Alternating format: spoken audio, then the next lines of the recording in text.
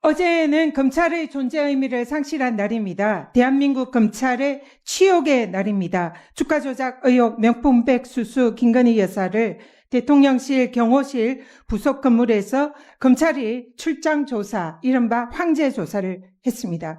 이제 수사도 택배 배달되는 시대인가 이렇게 묻고 싶습니다. 법 앞에 평등이라는 이 말은 어느새 흘러간 지나간 말이 된 것 같습니다. 국민이 위해 군림하는 영부인입니까? 국힘에서 지난번에 김건희 여사가 마리 앙투아네트다라고 말을 했는데요. 이제 와서 보니까 김건희 여사는 루이 14세가 아닌가 그런 생각이 들 정도입니다. 청문회에서 이종호 대표가 임성근 구명 로비를 VIP 김건희에게 했다, 그런 취지의 녹취가 있었는데 이것이 사실이 아닌가 그런 생각도 듭니다. 몇 년째 수사도 제대로 못하는 검찰, 살아있는 권력과 결탁한 검찰, 법 위에 군림하는 영부인, 이 정치 검찰이 이제는 그 조종을 치고 있다 이렇게 생각이 듭니다. 이재명 대표와 김혜경 여사에 대해서는 사실상 무죄성의 사건도 검찰이 표적 수사하고 재판대에 세우고 있습니다. 10만 원도 안 되는 법카, 본인이 사용하지 않은 법카에 대해서도 공개적으로 소환하며 망신을 주던 검찰입니다. 검찰은 공정과 정의는 엿바꿔 먹은 것입니까? 오직 살아있는 권력, 김건희, 윤석열 부부만 비호하는데 검찰이 모든 역량을 집중하는 것 같습니다. 검찰총장과 서울지검장 반드시 출석해서 이 부분에 대해서 대국민 사과를 해야 되고 국민들에게 석고대죄해야 합니다. 불출석할 경우에는 우리 법사위원장님께서 강력한 대책 그리고 그에 대한 법적 책임 강력하게 물어야 됩니다.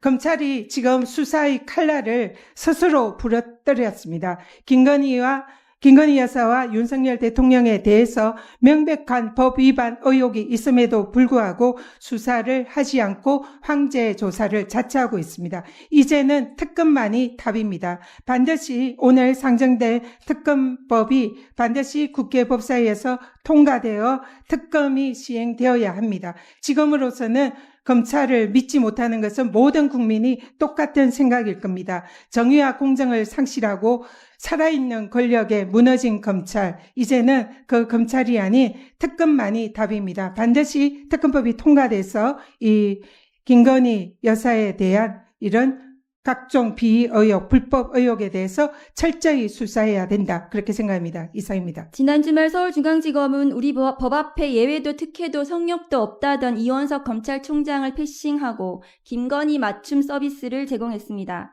김건희 여사는 경호와 안전을 이유로 검찰청 출석을 거부했고 서울중앙지검은 기어이 청와대 앞 대통령 경호처 부속 청사로 출장 조사까지 나가면서 보안 핑계로 검사들은 자신의 휴대전화를 압수당하다시피 제출하고 조사를 했다고 합니다. 김건희 성역을 재확인하는 검찰의 출장 서비스였습니다. 권력에 한없이 비굴한 초라한 검찰의 몰골입니다.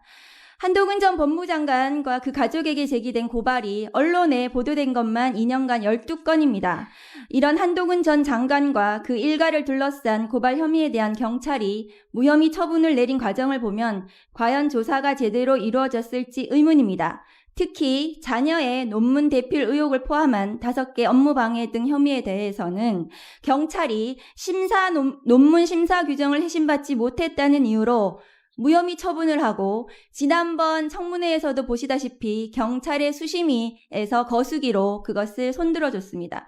국민들은 경찰의 수사 결과를 믿지 못하고 있습니다. 오히려 한동훈 전 장관의 당대표 출마 선언에 맞춰 경찰이 무혐의 발표를 해줘서 꽃길을 깔아줬다는 비판들이 더 많습니다.